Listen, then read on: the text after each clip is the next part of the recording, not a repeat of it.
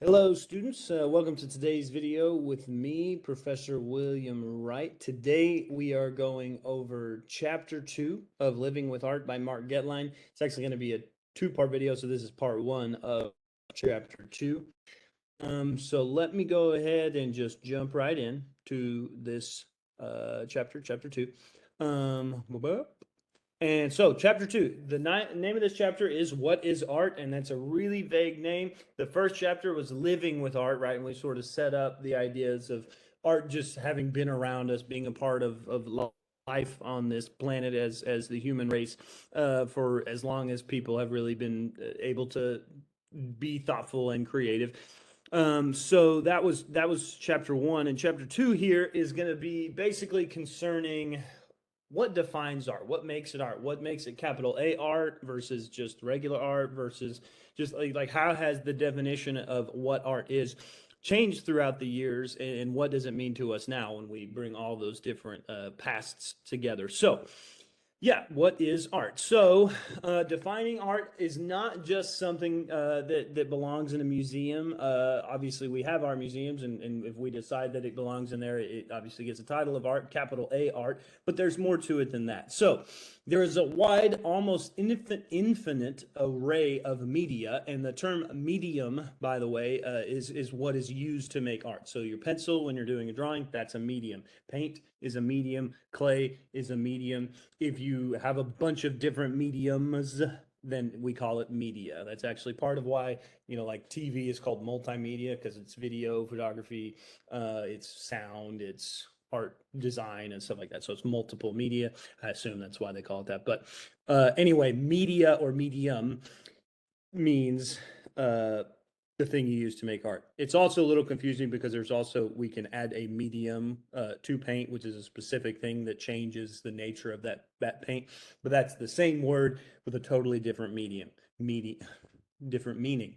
Okay, so medium as in what is used to make art versus medium, which is a thing added to a material to change it. Two different uses of the same word, but you'll learn about that in the painting and drawing chapters.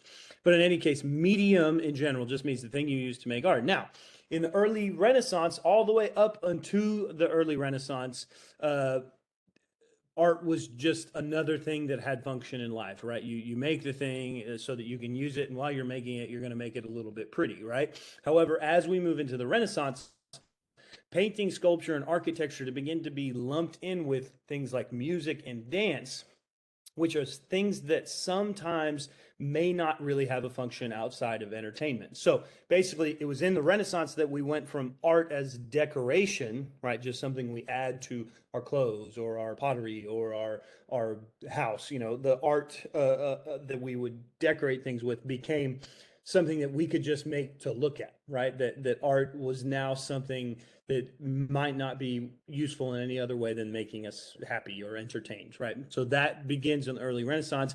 When this happens, we start to call it fine art. When it's just a painting of a thing, a painting doesn't really have a function other than just being something we can look at. I mean, I guess it is a picture of ourselves, so it has function, right? So portraiture is a pretty functional form of just art. But yeah, in any case, at this time when that idea of what art was, that sometimes it's just for entertainment, became a thing, we called it fine arts. Eventually we lose the fine and it just becomes art, capital A art. Now, an important part of this shift is that it's no longer something that just requires skill, but it also requires genius and imagination or ingenuity, right? A newness, right? It needs to be thinking of something that has not been thought of before. That's what the word genius actually means.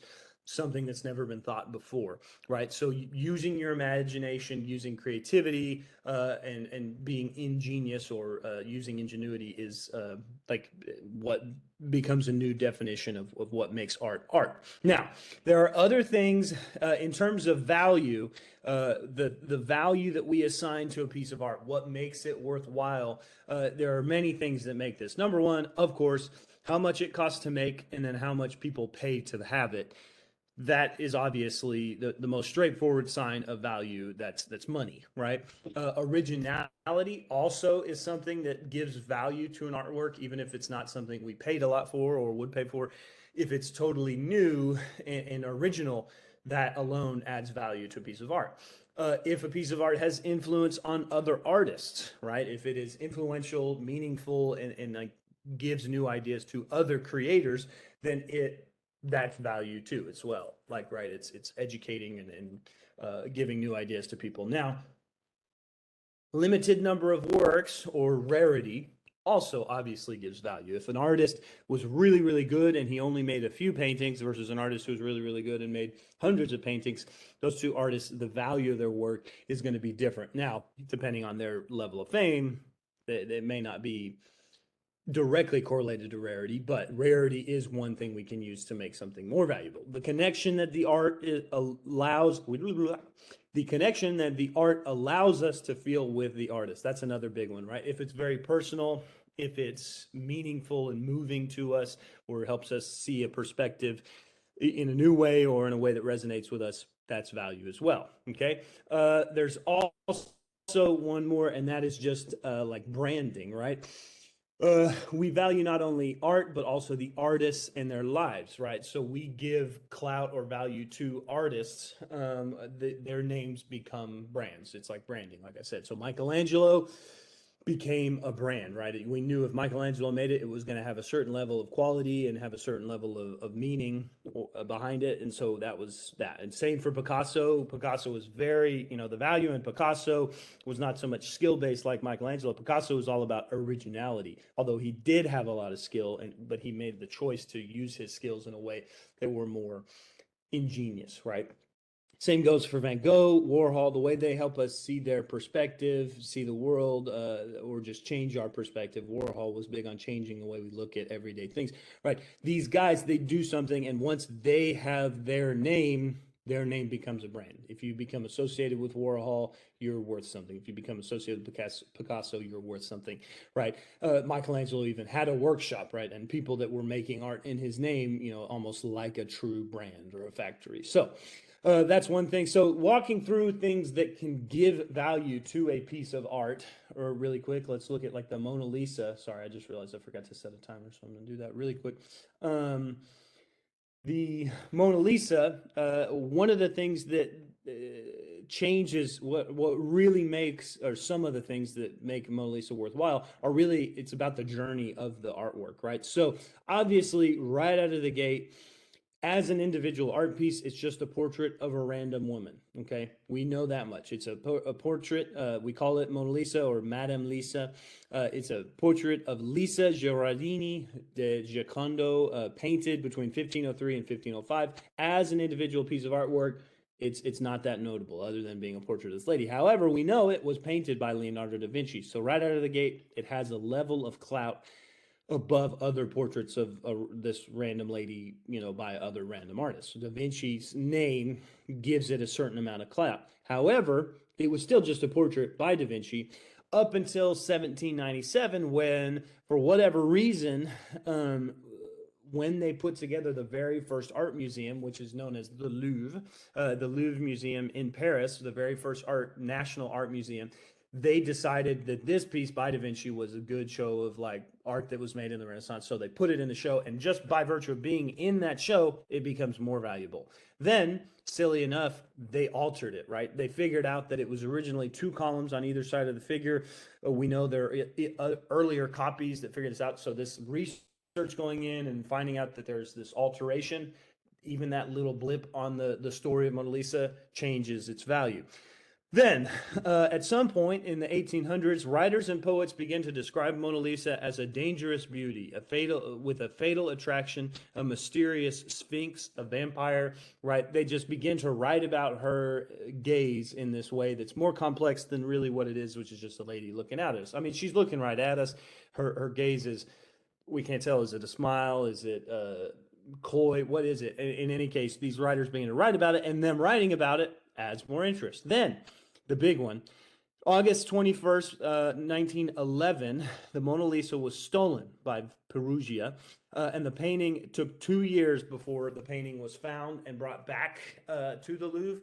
That journey that the Mona Lisa went on, that is really what brought it to the world stage. All of a sudden, this missing art piece that then is found again, that is a massive like game changer for the story of the Mona Lisa. So it gives it an extra level of clout. Now, the Mona Lisa attracts over 5 million visitors every year. And actually, the year that I'm filming this, a few months ago, a man went in and tried to splash something. I'm not sure I've ever figured out what exactly he threw on it, but he tries to throw something on a Mona Lisa and then write something on it. Luckily, it's protected, and the guards got there really quick, and so it wasn't defaced. But the attempted defacement of the piece, again, is one of those things that adds a new layer of complexity to the story. Okay, so that's the Mona Lisa. That gives you the idea of why, all the different things that add value to an art piece. Now, before we get any further, there are these 3 questions that I usually in class have you write down, and then at the end of the next chapter, actually, I ask you to reflect on it. And we're going to do that in your online course, so look out for that. So I would like you to pause the video and then write down these 3 questions. Okay, so giving you a chance to pause. And then I'll read through them real quick so that you have them. But at the end of the day, you're going to respond to them kind of on your own or for a assignment in class. Like I said, in person, we usually have a little discussion about it. But in any case, is there a right and wrong way to appreciate art? Right? And that's a really quick question. But you might want to expand on what makes that the case, whatever you believe. Back up what you believe. And then in answer to that, is art objective, meaning there is good and bad art, or is disliking it just another part of taking part? So basically, is there someone that can say, like, that's good, that's bad, or when they say that's bad, is that just another layer of the experience, right? Can you apply your appreciation to other cultures and other people? Right? Can you make someone who doesn't understand the artwork in terms of their perspective, their culture, can you make them understand it better? Okay, so reflect on this, think about it. We'll come back to it.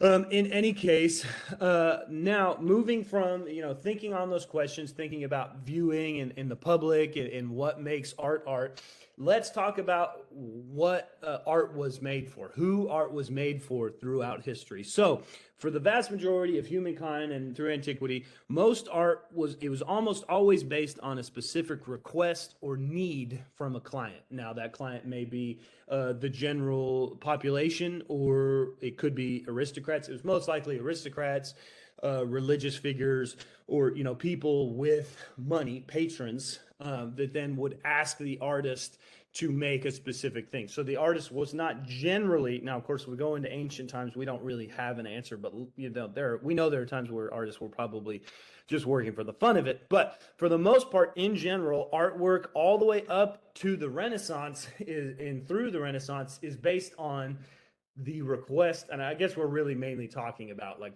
audience in the modern era. And that means that through the Renaissance, art was made for a specific request. Right? It was ordered. It was a job. It was something that the rich people asked the artist to make and paid them money to do it in a way that made the person paying happy, right? Now, in these systems, schooling was largely done through apprenticeships, meaning you work for an artist and you learn that artist's like tricks and their trade and their style, right? And working for that artist is where you would gain your knowledge and gain your clout as well. Okay. Now, work in most cases work was made by the artist workshop and his employees, more like a business. So basically, when you were an apprentice working in the artist workshop, you were making art that the client had requested from the guy you're apprenticing for. So it was like a business. I don't know. Like I said, it was more like a factory, right? As the apprentice, you were like an employee of the artist. So you were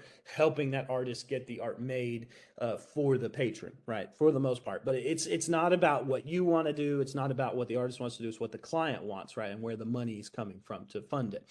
Okay. Now, as we move into the 1800s, things change. And the big change, which we'll get to much later, there's a whole chapter on it, and then I mention even more in art history, is in the 1800s, we have the invention of the camera. And the camera changes everything in profound ways that you really wouldn't have expected. But really what it is you think about up until the invention of the camera, every image of a person or a thing was made by hand.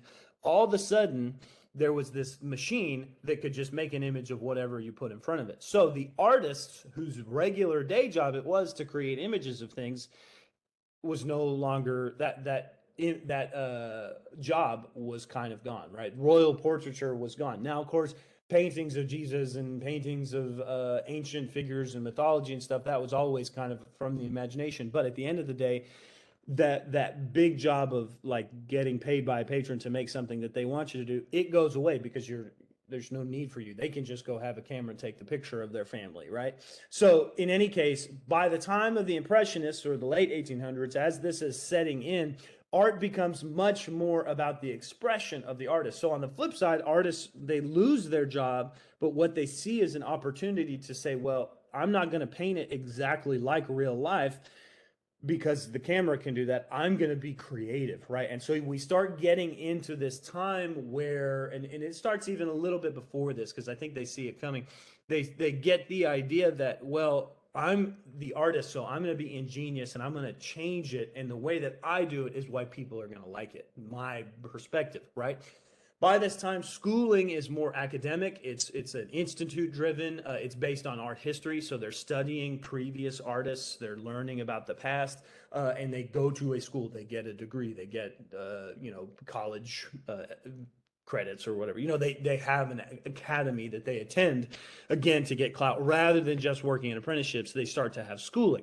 So success is defined by the public's relation to the ideas and imagery on an emotional level, or pretty art. Basically, we have the starving artist is born, and the artist makes the art and then says, do you like it, to the public? And then if the public relates, you become successful, right? If you make art that other people in the public or in the collector world or royals or whoever, they react to on this emotional level, they connect with your way of doing it, they buy it, and then you're successful. That pretty art, I don't know, it's not about skill, it's about emotional connection, right? And then we say starving artist is born because there are artists who express themselves and then people don't respond to it right away, and there's not an immediate reward or immediate sign of success. Van Gogh is a good example of, he died totally broke, but then later on, his perspective and his way of looking at it becomes enjoyable. It becomes successful then. But, I don't know. That's where basically the artist making the work and then begging for the success is what happens. And that's the Impressionists. They're all about, looking at Monet here. He painted these haystacks and he would change the way that people looked at the haystacks, or he would paint it at different times of day to give it a different look or a different perspective. And the way he did it was his own. And so people, bought haystack photos or haystack paintings because they thought they were cool, right?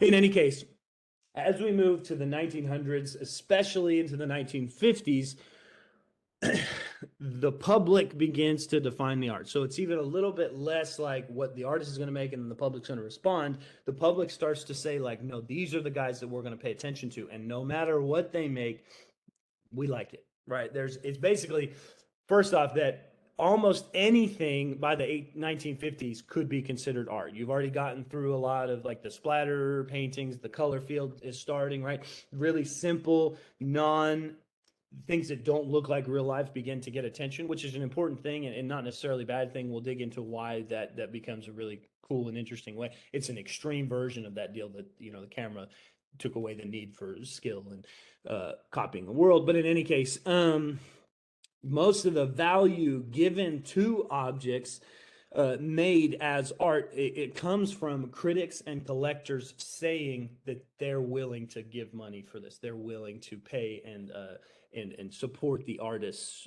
vision here, right? Now, usually the collectors are just buying what the critics say is good, and if the critics say it's good, it's automatically good, regardless of actual emotional connection to it, right? There is a little bit of a disconnect between necessarily like being the greatest artist ever by the 1950s and being an artist who's successful, right? We recognize that, but the ingenuity thing is at play, and then how the public receives it is at play. So skill and quality is determined solely from the way the public perceives the art or is told to perceive it, right? So again, if critics say this is the greatest artist and the public responds to that, that's who they're going to decide the same, right? Art is for anyone, also by anyone, and it's dictated by the inner needs of the artist to express. Now, that's not that much different than what was there before. Art for the artist, right? The artist gets to express, but then the public gets to decide if it's successful, right? In a way, it's again not that different than what came before it, but critics, collectors, maybe more so than the public are what it's about. But in any case, this leads to artists putting, we have, like, looking at the cloud gate here, we have art. This is, again, it's made by an artist who's creating out of his inner need to create, which is this sort of very abstract blob shape here in Chicago. He creates it, and then a collector says, yes, that's worth taking on. Or maybe actually, probably the collector said, this guy's worth having make this thing. And the city of Chicago said, hey, guy, the critics say you're good, so make this thing. And rather than it being some, we have installation art from the ancient world, right, that people go get to see, but usually it's this king, and the people need to see the sculpture so that they know that that guy's the king. But in the case of the modern era, an artist gets to say, no, I'm the creative guy. I was hired to make this art, and now the public's going to get to experience it every day and be a part of it, right? So it's a little bit different than the way the ancient world works because, again, from the inner need of the artist, but the artist's success is dictated by the collectors, or, like in this case, the critics, and then the city of Chicago, right? Subtle difference between 1800s and 1900s. Also, it's just in the 1800s, most regular people couldn't have experienced a lot of this art. By the 1900s, those starving artists, they get a little bit more kickback, possibly because the public can decide. Regular people can get art. In any case, this is just, the shifting nature of audience. Now, what does change this, right? And it's worth noting that, again, in the 1900s, in the shift up to the 2000s, what changes is what is perceived as highly skillful and beautiful is not necessarily always meant to be the most successful or meaningful art. Okay, so we look at thest two pieces of art, Artist Shit by Manzoni versus Thomas Kinkade. Everybody sees that Thomas Kinkade, knows it's really pretty, easy. It's all lit up, it's hazy, it's beautiful, it's cozy looking. And then there's this little can by Manzoni that just says Artist Shit, and you're like, what is that? Freshly produced and tinned in 61. Oh, that sounds kind of gross. Is that really what he says it is? Well, in any case, yes. In 1961, Pierre Manzoni supposedly, I don't know if they even have opened up any of these. I'm sure somebody's looked by now. But he produced 90 cans of what he called artist shit. He literally shit in a can and then sold it as art, right? And he's kind of making a statement, right? It's meant to be very tongue-in-cheek or even like critical of like the art market and, right, this value of genius rather than skill. And I don't want to taint anybody's view of the art world, right? Because it is ingenious, right? It is clever. It's wild and seems odd, but at the end of the day, it is kind of funny. And what he actually did, he shit in the can, and then he in 1961, gold sold for $35 an ounce. 1 ounce is 28.3 grams. So a can of artist shit should have cost you $37.65. Basically, he priced the stuff in there at the same price as gold at the time, right? And that's, again, clever, tongue-in-cheek, a little bit silly, and it's like mocking the way that the art world works, like valuing it because the artist is connected, right, rather than necessarily just skill. But in reality, it is pretty genius to do this. So what they're putting the value in is more genius than just a painting of a cottage that everybody knows is the easy thing to enjoy. In any case, at Sotheby's auction in 1991, though, it's not just that these cans sold for $37. They also, by 1991, they sell for almost $70,000. In 2007, almost $180,000. One of the tins is sold for. In 2008, another tin sells for almost $115,000. Then, in October 2015, tin 54 sells at Christie's for an astonishing $266,000, almost 267. In any case, the art world responds to the genius of this artist. Now, of course, Thomas Kinkade paintings are worth quite a bit, especially now because the artist has passed away. But at the end of the day, most people, like the average Thomas Kincaid painting, doesn't quite sell for what artist shit does, and it's about the genius. So this is why it's so different than, in the Impressionist era. People want to have this emotional connection to the art. In the 20th century, things shift, and it's about the connection to the genius of the art, right? Not just the perspective.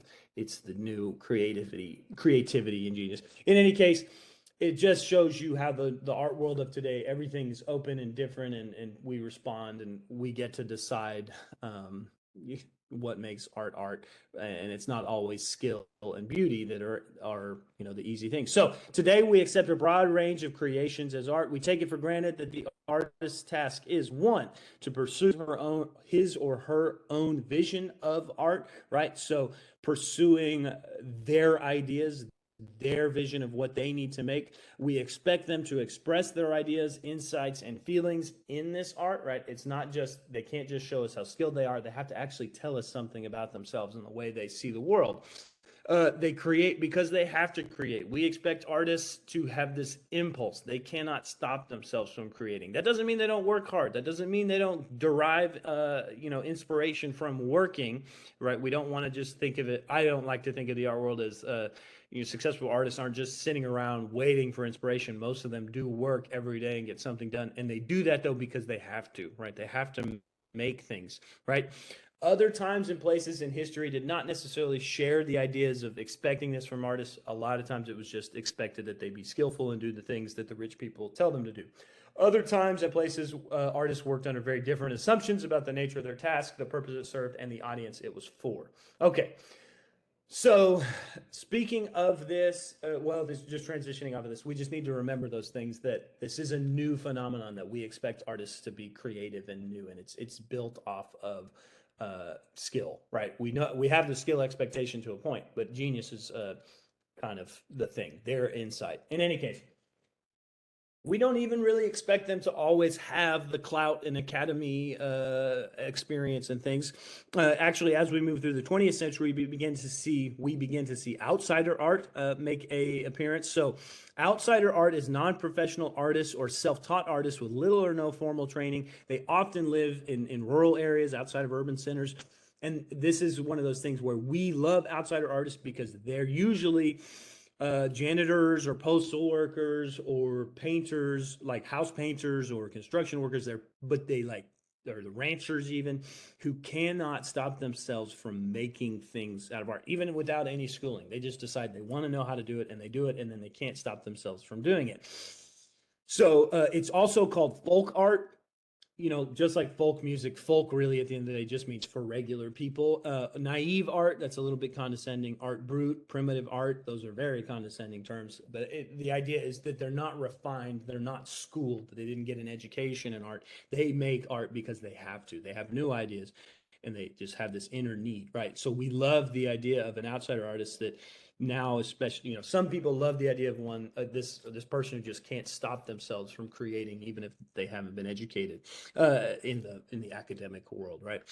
James Hampton, the janitor working for the federal government in DC, he built this amazing sculptural furniture stuff that was a preparation for the second coming as described in Revelations. It's now in the National Museum of American Art in the Smithsonian, right? But at the end of the day, he was a janitor, couldn't stop himself from making art. So we recognize it and enjoy it.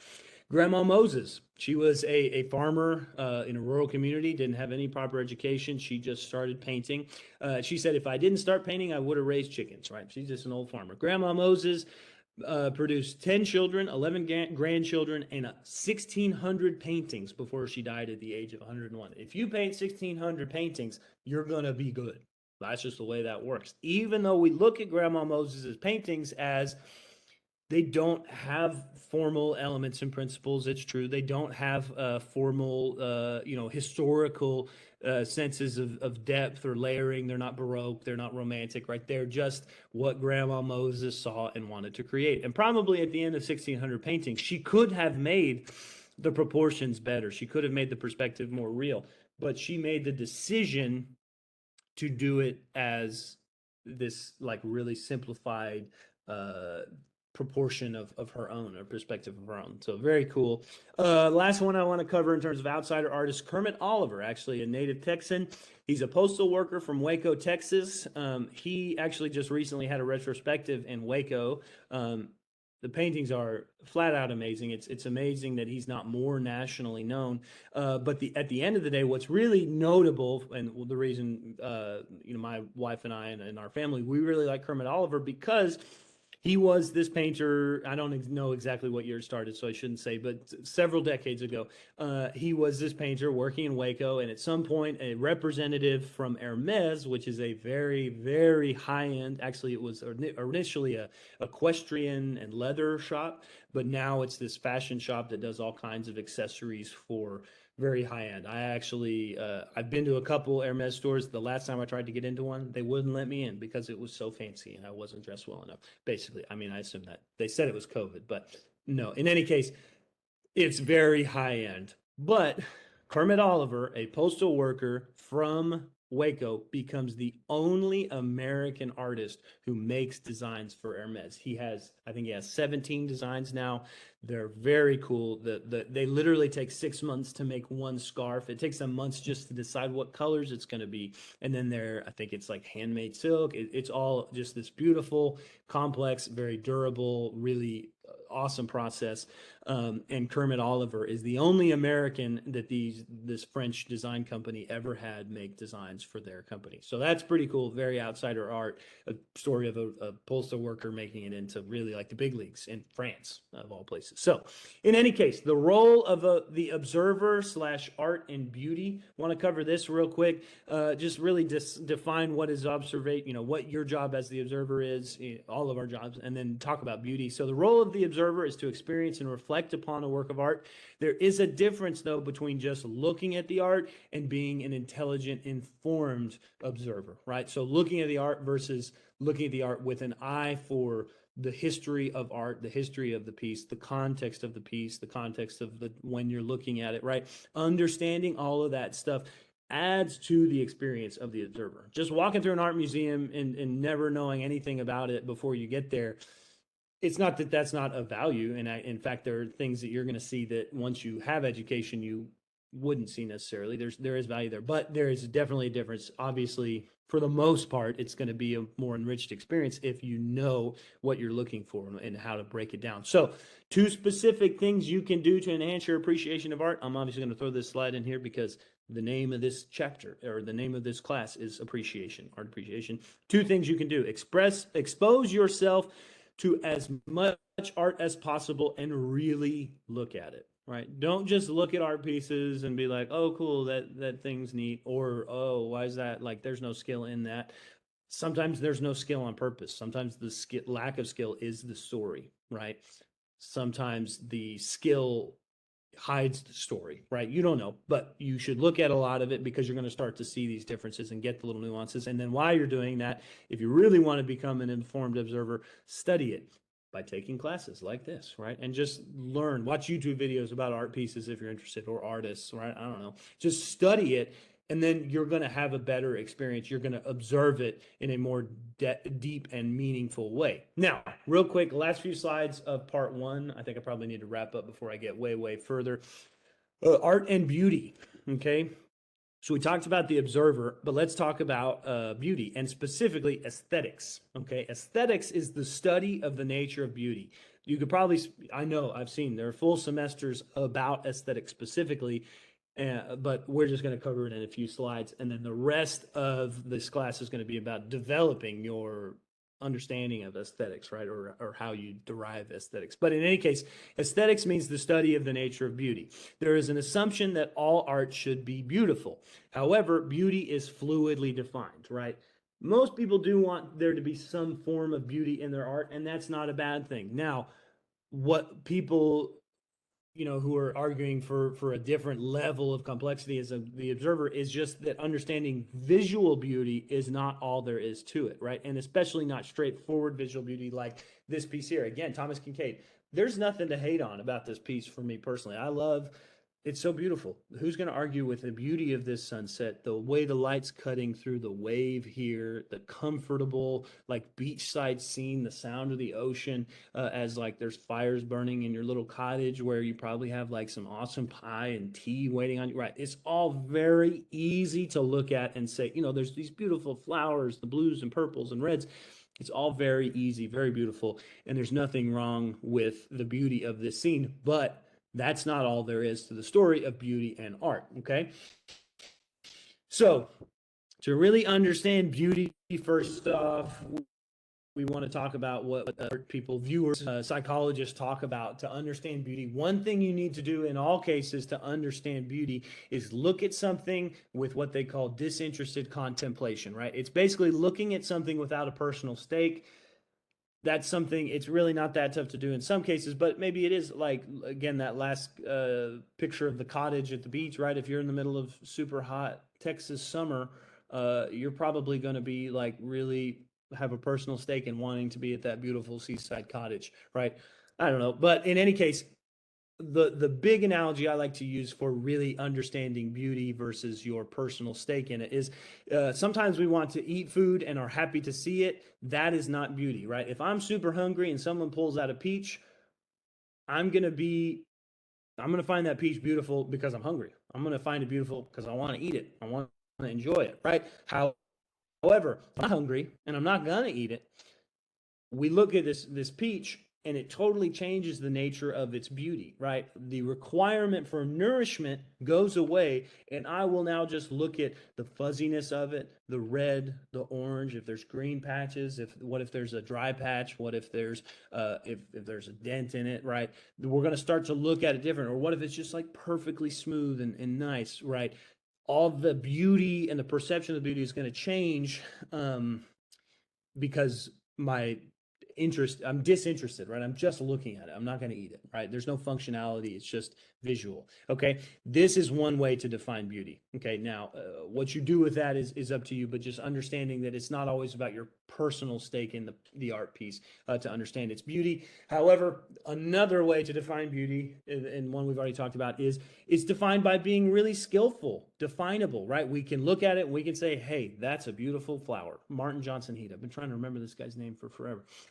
But it's highly skillful. It looks like real life, or even if it doesn't look like real life, it looks so nice and smooth and beautiful. And this like artist is clearly talented just to have even made it. That is a really clear sign of beauty. And again, nothing wrong with that. It's symmetrical, it's colorful, and it's simple shapes that we can look at and relate to in a very easy way.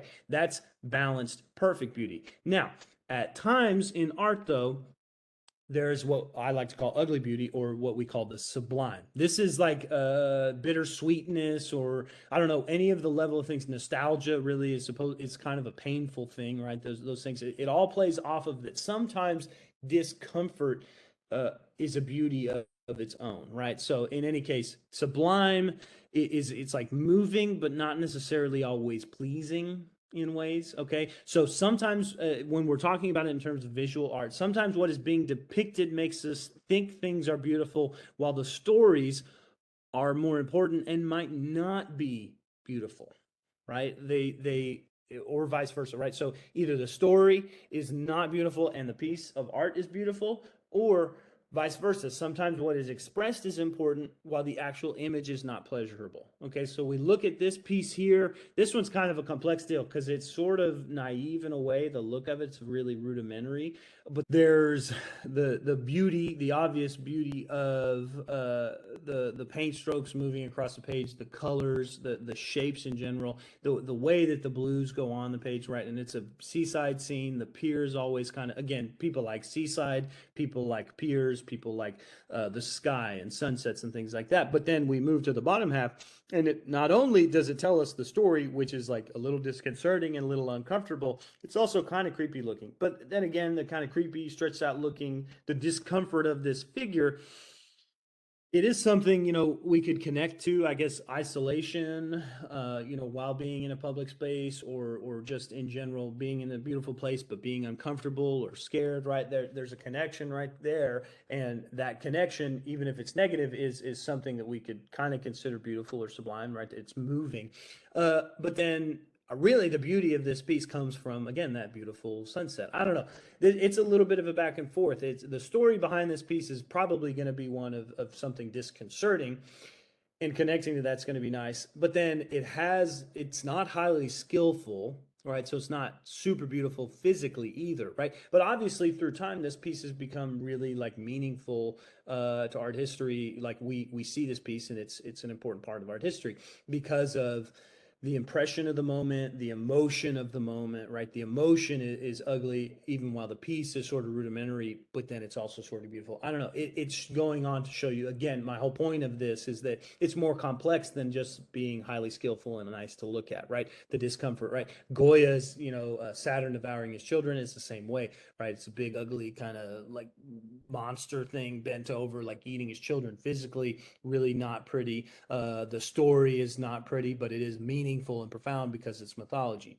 In any case, another piece that I like to talk about in terms of sublime is, well, in all JMW Turner, is something we would consider turbulent and sort of like messy, but then like moving, right? That's JMW Turner. He's a romanticist, but this piece is one, and usually I talk about this in class, and if I remember, I usually try to make sure that you don't see the label first of the name of the ship, or the name of the piece. But in any case, I like to show this piece because most people, again, it's a seaside scene. For some reason, all my pieces are like seaside scenes, but we see this beautiful sunset. We see the ocean, and it's big, it's awe-inspiring. It's really like a kind of a highly skillful piece in the way that it's so dramatized, and the way the paint goes on. It's not necessarily like a realistic sky, but the colors are so vibrant and bright and beautiful and neat. And then it's so somber over here, the complementary color of the big blue storm coming, and then the beautiful orange sunset. You think about being alongside a storm, and I don't know, it's all big and beautiful in a way, even though it's, again, kind of turbulent and like messy in ways. It's definitely impressionist in ways, even though it predates the impressionists. But at the end of the day, the physical beauty is outweighed by the ugliness of the story, although the story itself too is important for us to know because it's so moving. But in any case, the story here is that the slave ship in the story is apparently a true story of a ship that was crossing the Middle Passage, and as it approached a storm, it needed to offload cargo in order to survive. They knew they were overloaded, and what they essentially decided is that, as horrible, this is a horrible story, but and you can already see what's happened is, but essentially the goods on board were worth more than the slaves on board, and so they threw the slaves over to lighten the load, and just left them there in the ocean, and they were eaten and drowned, and uh, lost in the storm. And horrible story, encapsulated in a really moving and beautiful piece, although turbulent piece, awe-inspiring piece. This is the definition of sublime. Beauty is not as simple as just being good at art, right? In any case, that is where I'm going to stop right now, actually. Yeah, we're going to talk about art and appearance in a minute, but for now, I'm going to end part one right here. It is a big file because it still cut off in the middle of my video there. But in any case, yeah, that's part one. Look for part two soon. I appreciate you, and let me know if you have any questions.